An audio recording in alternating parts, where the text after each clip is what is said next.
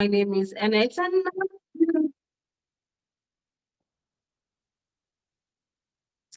Hey guys, welcome back to another episode of Sunset Podcast. My name is Anna. It's another beautiful episode I have here for you guys. But today we're doing something completely different. Okay. I'm not just alone today. I have, as I already told you guys, I have a contestant for the Miss Face of Humanity Nigeria 2024. And today we're going to be talking about humanity topics. Let's hear what she has to say. Her name is Uche Jumbo. Uche Jumbo. Hmm. Remind me, there's an actress named Uche Jumbo, right? Yes, there's a Nigerian actress named Uche Do people Jombo. mistake you for Uche Jumbo, the Nigerian actress? Very well, all the time. Whenever I go for auditions or interviews, people people always refer me to her. Unfortunately, she's even from my state. She's also from Abia State. Oh, nice. Abia State. Okay, that's interesting. So, Uche, tell us a little bit about yourself. I like people introducing themselves because I cannot introduce you just like you would introduce yourself. So, give us a brief introduction of who Uche is. Okay, as I mentioned earlier, my name is Uche Jumbo. I have another name. My other name is Anastasia, and I am an ardent advocate for education, especially lifelong learning. I'm an educator, a presenter, and in general, a creative.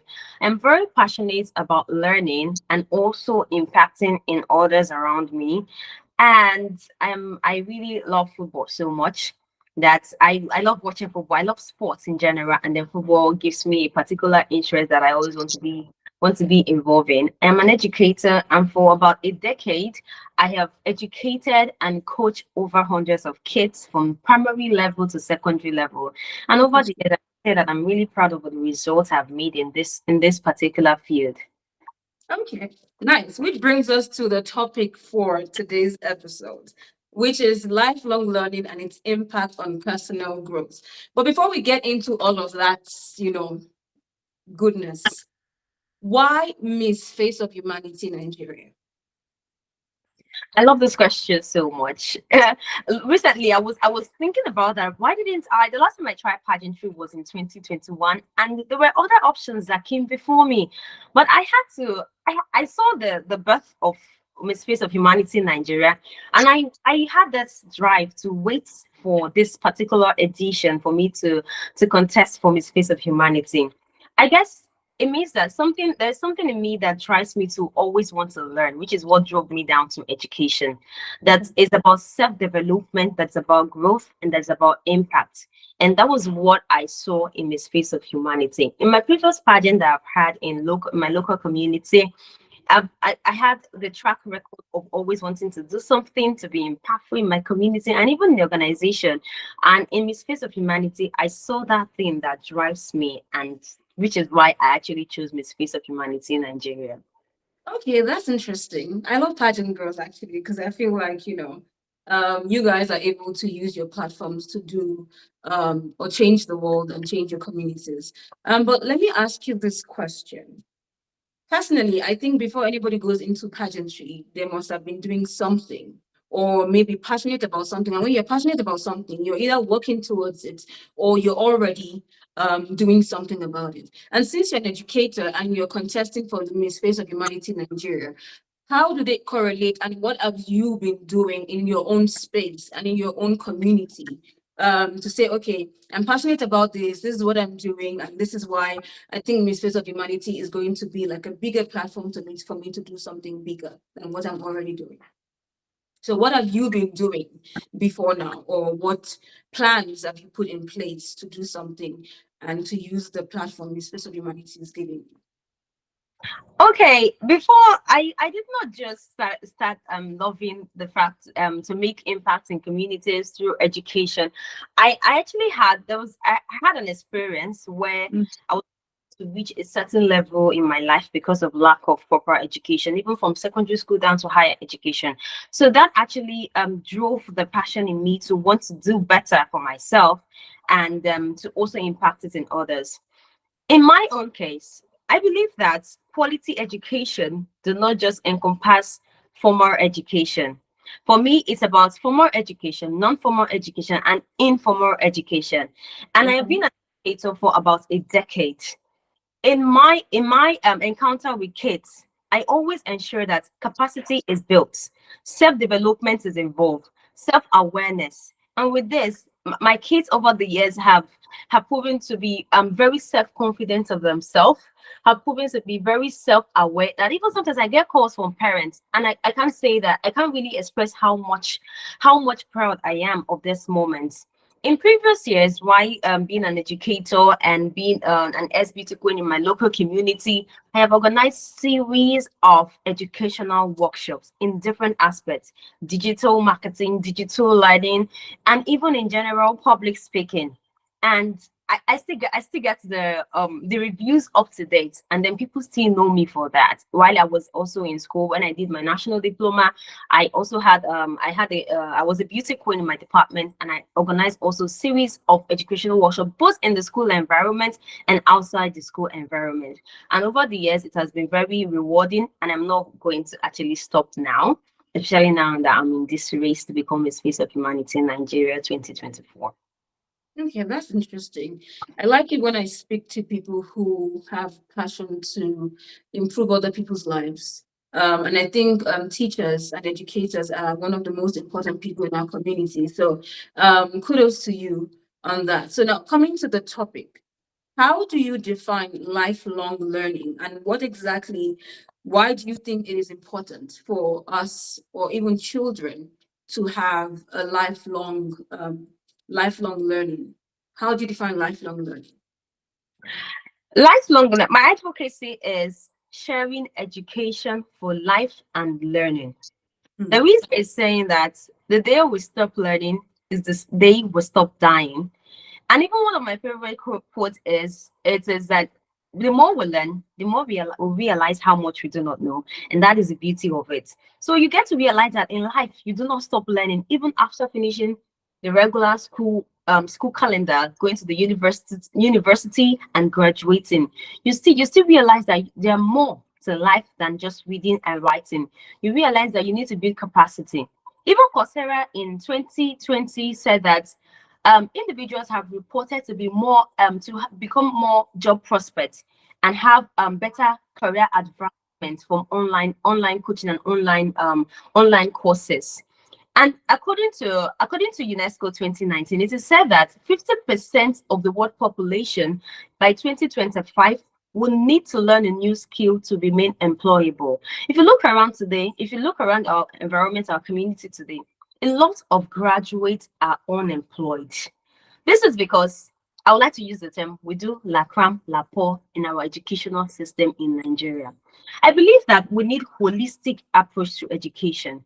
Mm. And when we embrace this, we are going to empower individuals who are not going to just be self-aware, but are going to be very self-empowered and very well equipped to reach their full potentials. And of course, live a very fulfilling and purpose-driven life. And when you are a better individual, you have every tendency to impact those around you, and in turn those around you impact others, and that makes our world even a better place, because it goes on and on and on and on. It never ends. Learning never stops at anywhere, which is why we have adult education. We have literacy education for people who were not probably privileged at the early stage of their life to go to school. I am 27 years old today, and I am still struggling to finish and get a bachelor's degree. At some point in my life, I felt like it is even over. I'm not going to do this anymore, and I'm just tired of it, because in the regular calendar at 25, I should have graduated from school, probably done my youth service, but I have those challenges from the early stage of my life. In the midst of it, I got some information, some resources that reignited the zeal in me to want to learn further. And I must say, within those period I had the challenges to now, I have improved. I have learned a lot. I'm a makeup artist. I'm a diction instructor. I'm a voiceover artist. I've learned so much. In fact, I could say that I am a creative who has learned so much about improving myself in different capacity, and I am still learning. I am still willing to learn and even go to school to any length, irrespective of my age. So it is that important. Lifelong learning is as important as even life itself. That's interesting, girl. You can say that again, because when you said that the more you learn, the more you realize that you don't really know things. I can agree with that. Completely agree with that. And the fact that even I, as a person, I am constantly taking courses and doing all of that and trying to learn new things because the world is evolving, like you said, we need to keep up. We need to keep up. And to keep up, we need to keep learning. And I like the fact that you did not just state the importance, you also used yourself as an example, which is really good, by the way. So I'm happy that you did not give up. I'm happy that you continued to learn and you're continuing to learn because as Miss Face of Humanity, if you're deciding to be Miss Face of Humanity, become Miss Face of Humanity tomorrow, people want to see that, this person is persistent and this person keeps learning, which is good, which is very good. So how do we incorporate the principles of lifelong learning on humanity? Because I want you to help me in to marry learning, lifelong learning, and humanity. And the reason being is because you're contesting for the Miss Face of Humanity pageant, right? So how do we incorporate the principles of lifelong learning on humanity? You see, the beauty about education is that it's not just self, it's for yourself, your family, your community in general. When you learn new things, you keep equipping yourself, you are impacted. You impact others around you, and this will further foster community building. Innovations. When there are a series of innovation, our humanity is preserved. Our culture, which is very important to us, is preserved. In fact, we get to teach it from generation to generation. There is one of this function. I read mass communication. I'm currently studying media and communication management. And one of the functions that we were told when I was even doing my ND was that it goes on from it's transmission of cultural heritage, meaning that it goes on from generation to generation, where people teach the youngsters how things were done, why things were done, and how we are supposed to do it. That is the beauty of lifelong learning because it does not have an end. It goes on and on. So in that case, humanity is preserved. We learn more how to live in an ever-changing world and embracing each other in our different diversity and different cultures and different understanding, because we all know that we are not the same. We did not grow up from the same background, or we do not even have the same knowledge and orientation. But by the time we keep empowering ourselves by learning different things about ourselves and about life, we are going to very much accommodate each other and learn to preserve our culture and humanity itself in the ever-changing world. Interesting. Interesting. Okay. Okay. I have a follow-up question, but I'm going to ask that later. So Okay. how then do you think that the concept of lifelong learning will evolve in the context of education in the coming year? Because like you said earlier, our educational system, especially in Nigeria, is what we do is la cram la pour. So you cram, you go to the exam hall, you pour it out, and before you know it, by the time you're out, it's like everything you read for that exam is out the window, right? So how do you think that the concept of lifelong learning will evolve in the context of education in years to come, especially for children? Because I know you teach a lot of kids, right? Yes. Yeah, so especially for children, how do you Yes. think that can happen?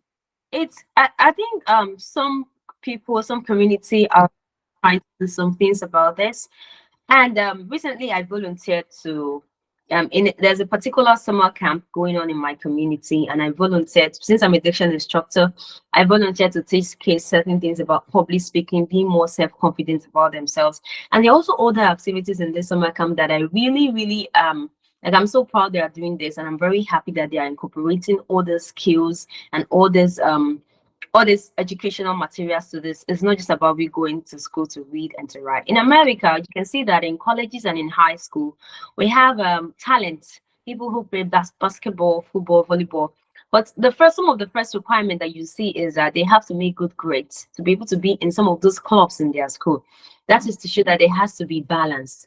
Personally, I wish to work with organizations, in government organizations in the future, probably agencies like the Ministry of Education to see how we can incorporate lifelong learning, the concept of lifelong learning in our curriculum. And I look forward to more teacher seminars and implementing the concept of lifelong learning in our teaching, in our regular teaching in class, not just only when we have summer.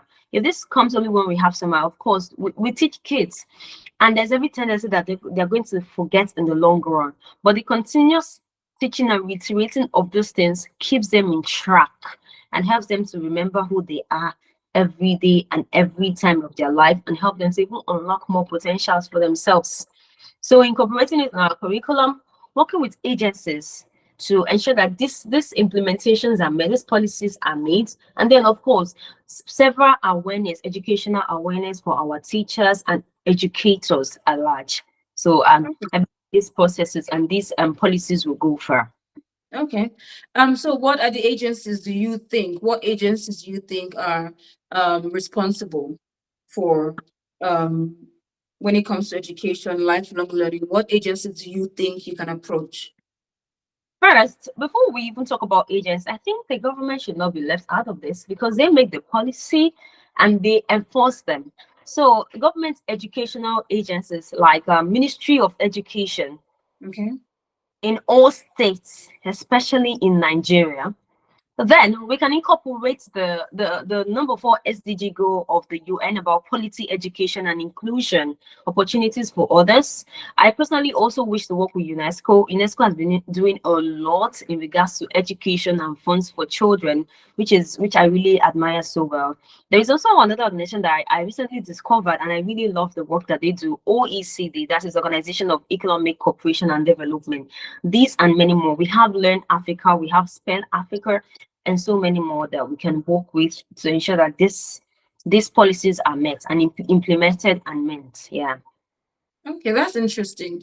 And it's interesting that you know, at least you have an idea of what agencies and what organizations you can work with.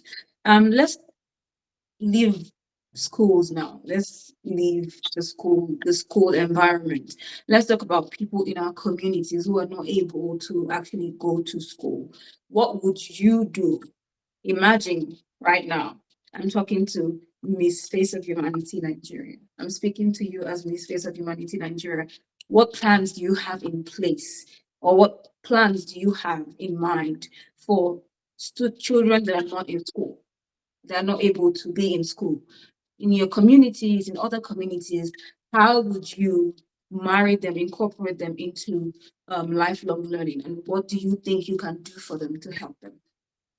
Yeah, while we talk about lifelong learning, it is important that we also reiterate that basic education is a paramount thing for every child. In fact, it's a fundamental right for every child. So, as Miss Face of Humanity, I would work very much in my capacity to ensure that kids, at least the ones that I see, because I'm very practical and very real when I see these things. That is the ones that I see are in school. I'm in an organization that is called Society of Citizens the Poor that is majorly about helping the poor and the less privileged, especially those that cannot afford education. And I know how much I push in this organization to ensure that parents who could not afford school fees for their children ensure that their kids are in school, even if it's schools that we can afford as an organization to pay the school fees of these kids. That is even the best thing. When you check these things, you see that formal education is never out of it. So for kids who are not in school, we ensure that they go to school. That their parents will ensure that if they have a problem going to school, we'll look for a way to solve those problems. Then if it's the fact that parents are not interested, we'll make them more aware. We'll do self-awareness seminars for them to ensure to see how important it is for their kids to be in school. That's if they cannot afford it and if they're not aware. And then for adults who do not have this knowledge, of course, that is why we have vocational training, we have non-formal education, vocational trainings, capacity building. We can even expose them to tech. There are so many online courses you take today that would even make you advance more in your career and realize more things about yourself, unlock those different potentials that you have in yourself. So we expose them to these things, and then I believe it will go far. Yeah, it will go very far. Yes. Okay. I like that you say that. And like you already mentioned, basic education is very paramount. And I appreciate the fact that you said that for those who are not able to go to school, you look for means, even if you have to pay fees, and as an organization, come together to make sure that they're able to get basic education, which is extremely important. Thank you for that. And another question I want to ask you: what is the role of mentorship in lifelong learning? Mentorship is a paramount aspect of everyone's life because we do not know it all, and there are people who have been there before us. So definitely we need their guidance, their directions. We need them to share their experiences to us. And in my introduction, I think the question that came after that, there was a time I mentioned formal education, non-formal education, informal education. So informal Interesting. education, in this aspect, mentorship comes in. That is where people share their experiences of their daily life, and then this in turn inspires other people and teaches them one or two about their life. Teaches them. Sometimes they say that you do not wait. A wise man doesn't wait for an experience to happen to him or her or him to be able to learn. You learn from other people's experiences, and that's when mentorship comes into play. We need people to be there to guide us. We need people to be there to direct us and to give us certain information that we are not aware of. So mentorship is a paramount thing for us in lifelong. Interesting. Interesting. I think mentorship is important in every aspect of life, actually. Yeah. Because, like you said, there were people there before us, and for us to gain knowledge, sometimes it's just like when you have elders in your community, right? And you want to know about your community. You want to know about things that happened before now. You go to those elders to, have conversations with them to learn.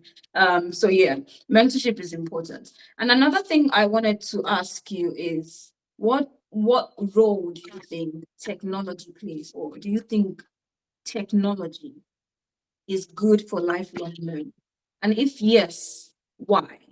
What are the disadvantages as well of technology and lifelong learning? Well, over the years, technology has proven to be a lifesaver, if I must say that.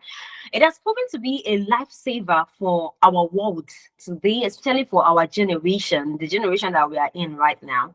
But that will not rule off the fact that it could be a very great distraction if not properly guided, if Mhm. not properly effected.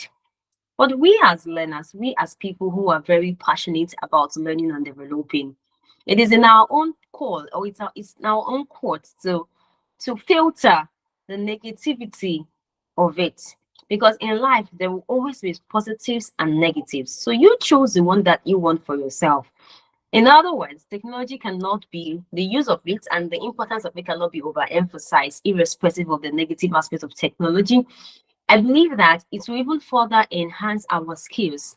It will further improve and further broaden our horizon in the aspects of education. Without technology, there are things I would not even know and we cannot do today. Like I mentioned earlier, Coursera said that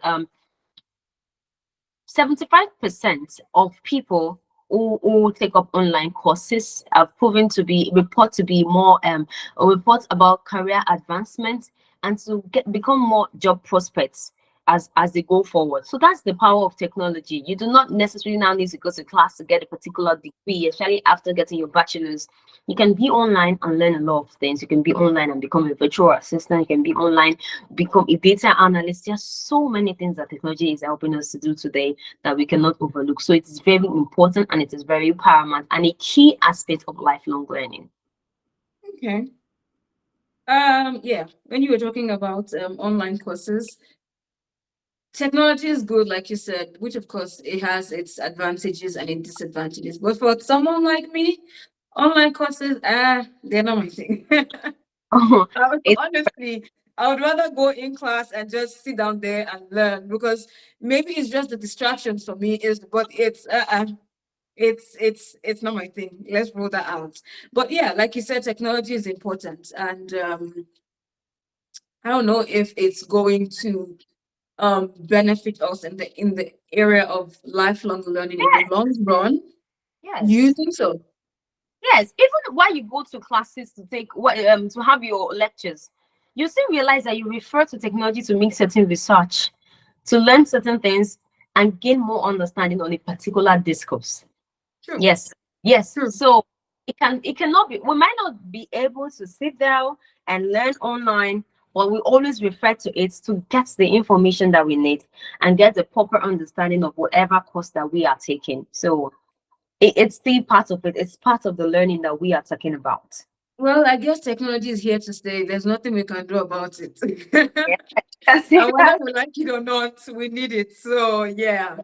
Thank you for mentioning that. So what digital resources or platforms do you think that is most useful for development of children? Um, we have for children. Okay, there are several online platforms that even parents can use. We have Coursera, we have Udemy, and then for children, there's this platform. I cannot remember the name honestly, but Okay.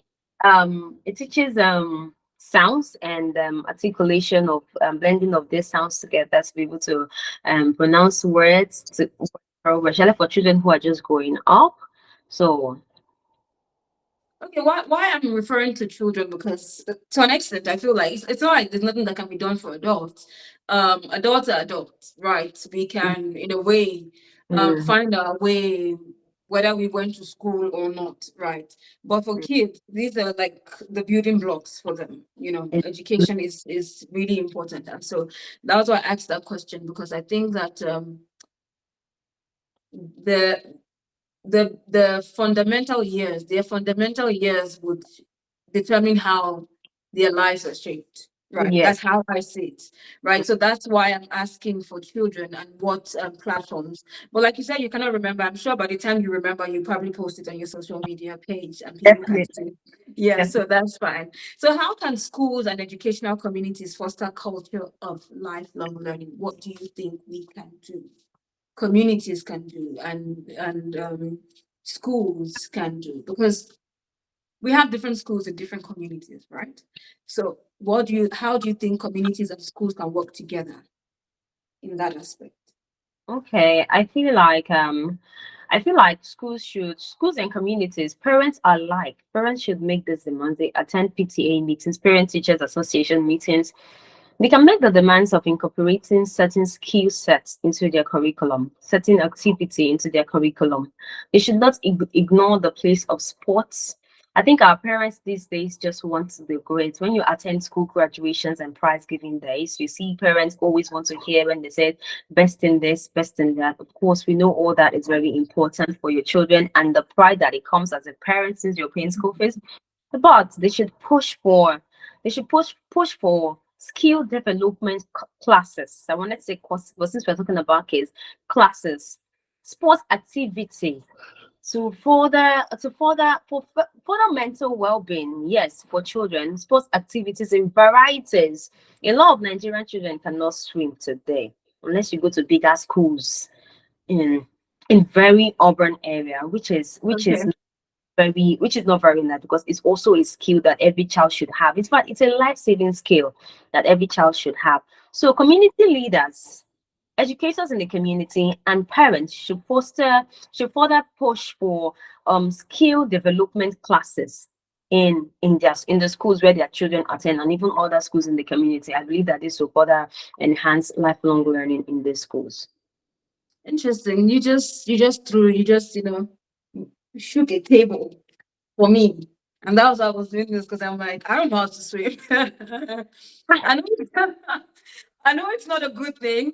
I am looking to learn. I've been pushing that. But yeah, I like that you mentioned that, because it's important. And if you look at most of these well-developed countries, you see that a lot of them, by the time they're done, children are done with high school, they usually go to, they call them trade. I think they go for trade or something. They call it something trade, where you go to learn carpentry or whatnot, just to gain Exactly. that skill that helps you become employable, whether you are in the university or you're not in the university. And I like that you mentioned that, because I think it's very important that we do it.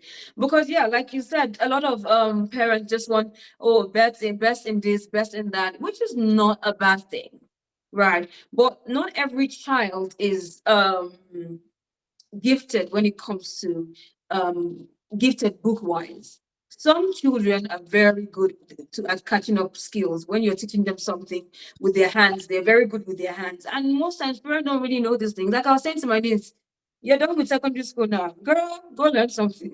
you know, learn Yeah. something because it helps. It really does help. And talking about communities, still on the matter of communities and schools coming together to promote lifelong learning, we know that there are certain communities in Nigeria where it's almost as though education is not important, especially, I'm going to go there, for the girl child. How do you, what do you propose? What do you say? Like places in the north, we know these places, right?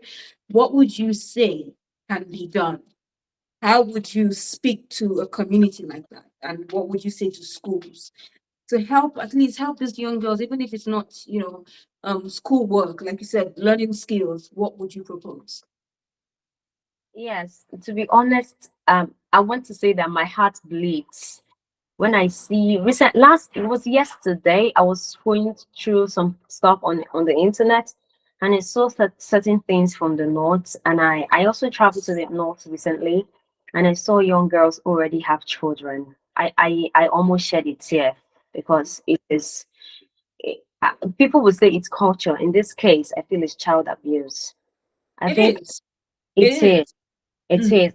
is. It's very disheartening, to be honest, because I know how much I am very passionate about people learning and education, and just bring, because God has created us in so much, in a unique way that we cannot even quantify the amount of beautiful potential that He has put in us.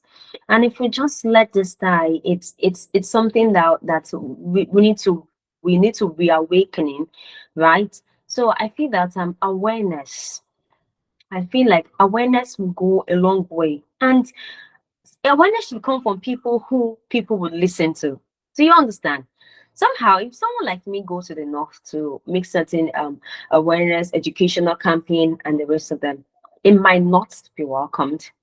But if it's imputed and embedded in our laws, we have a lot of representative lawmakers from the north.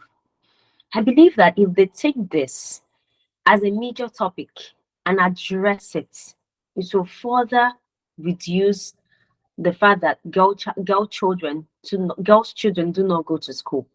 It will reduce the lack of education for the girl child. It will improve it instead. That is if they push it. Because I've come to realize that Northerners get to listen to their leaders a lot, especially when they love their leaders. And they are accommodating people, especially to people, someone who represents them. They respect their leaders, they respect people in higher authority. And I believe that they would embrace this if it is well presented. So I feel that educational awareness policies should be refined, should be restructured to meet this particular need, especially for the girl child. Yes, in the north. I completely agree with you, even though I feel like it's gonna take a long time before that happens. We'll have to fight so many fights for that to happen, especially in places like the north.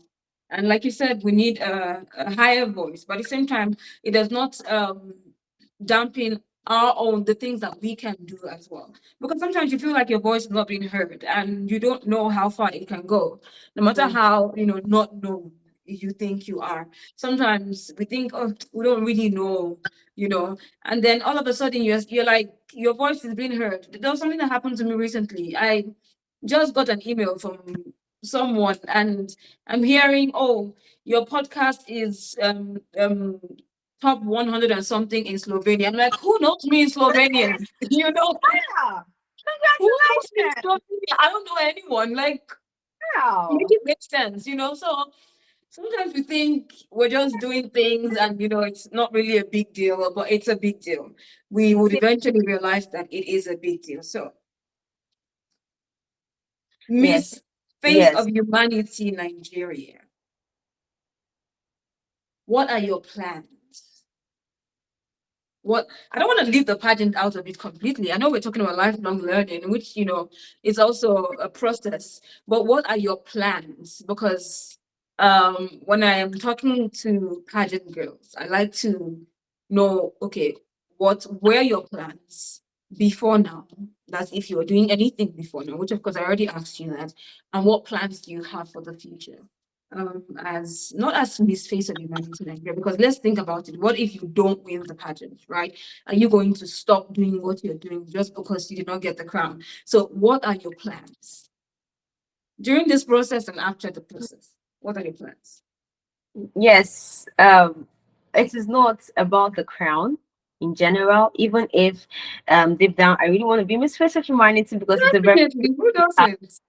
to work with this organization. I really wish to work with this organization going forward because I've come to love the organization so much that I just want to be there. I want to be a family with this organization, which is one thing. And it's I'm already in the process. This podcast we are right now, I believe it's going to go far and wide. I believe that a lot of people are going to see this. So it means that somebody is going to hear me. It means that there are people who are going to hear my voice. There are people who are going to hear about the things that are in place. It means that these things I am very passionate about them and I have been into them. Going forward, I look to actually work with more teachers. I already there's a proposal I have to work with UBA Foundation because I see the UBA has done so much. Tony Limited Foundation has done so much in the area of education. And I look forward to work with this particular organization to do more in education and the development of children for lifelong learning. So, and these things are in place, and I'm also developing myself.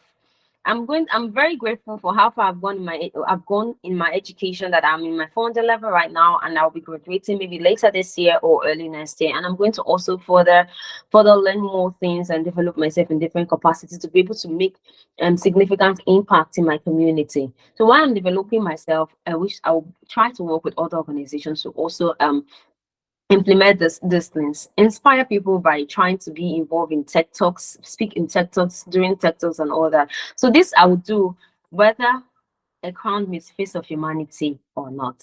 But as for now, I I am also still in the process, and I'm also learning a lot. I'm discovering a lot about myself. Within the past 1 year, I have learned so many skills, not so many, but a few skills that has also helped me and has brought me out there, further out there. Yeah.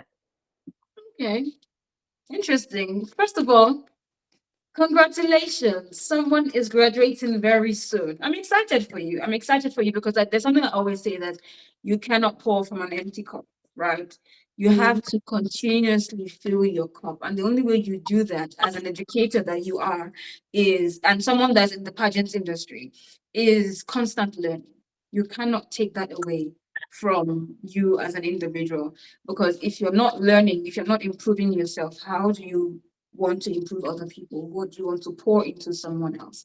So it's interesting that you said, and I like the fact that you said crown or no crown, which of course I think as human beings, whether we have a crown on our head or we don't, the things that you're passionate about, right? These are the things that you should put out there.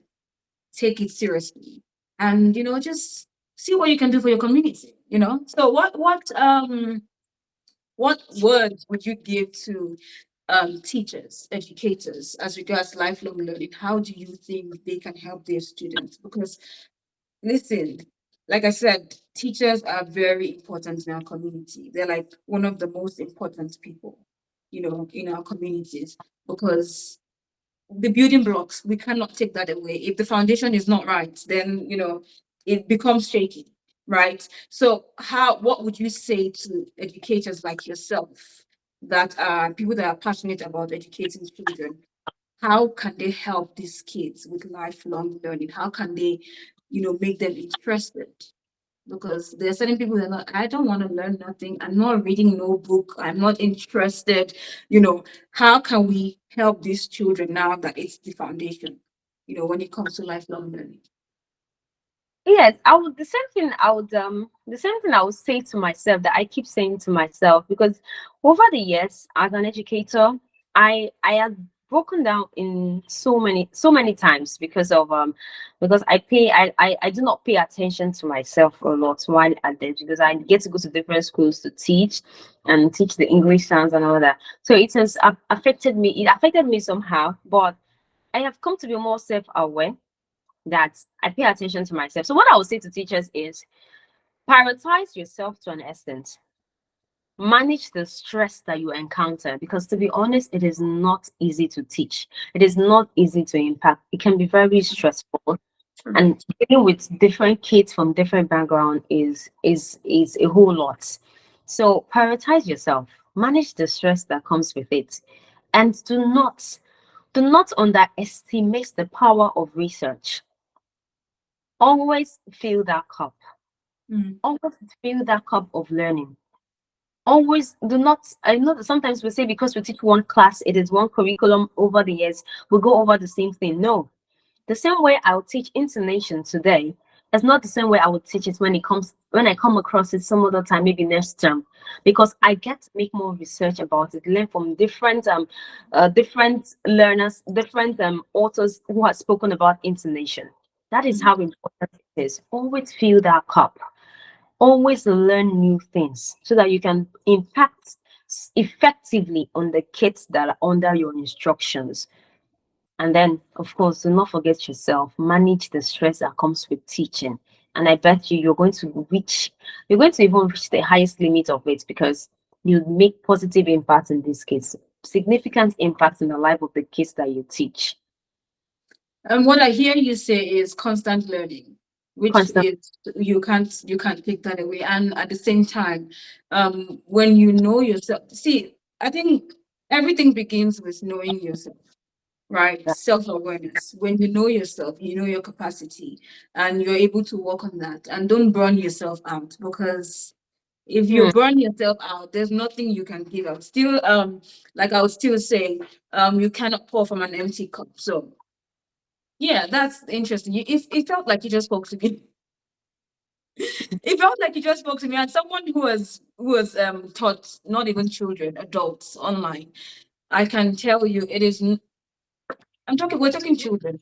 I'm talking about adults. It's not even easy to teach adults, let alone children. And yeah, patience as well. You have to be patient. And it's also important to understand that not every child learns the same way. It's two ways. Everybody's capacity is not the same. So you need to also be patient as a teacher. You need to understand yourself and see how you can follow these kids with yeah, thank you so much. It was very that's this is an interesting one. It's an interesting one.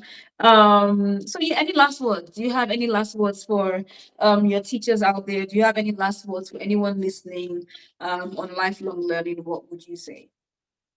I would say that adopting holistic approach to education will further help us to empower individuals to unlock their potentials, and then equip them to become more creative, to thrive in different aspects of life.